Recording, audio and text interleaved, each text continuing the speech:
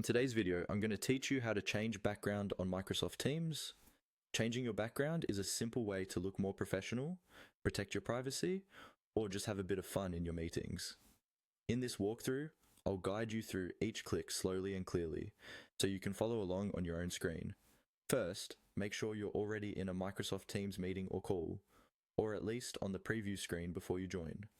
On that meeting toolbar, look for the three dots icon, usually labeled as More or More Options.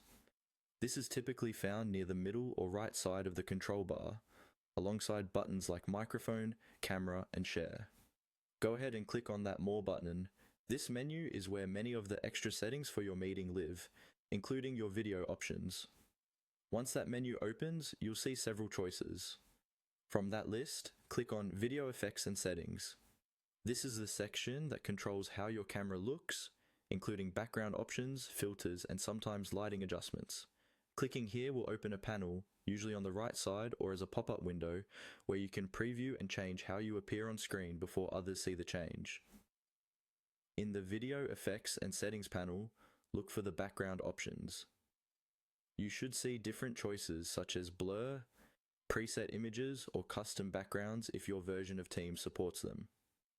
Take a moment to scroll through and find a background you like.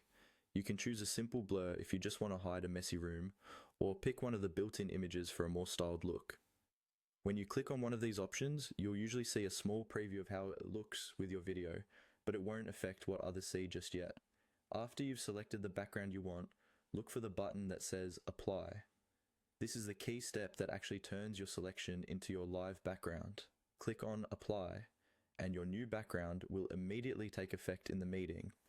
Other participants will now see you with the background you chose. If it doesn't look quite right, you can repeat the same steps. Open More, go back into Video Effects and Settings, choose a different option, and click Apply again until you're happy with the result.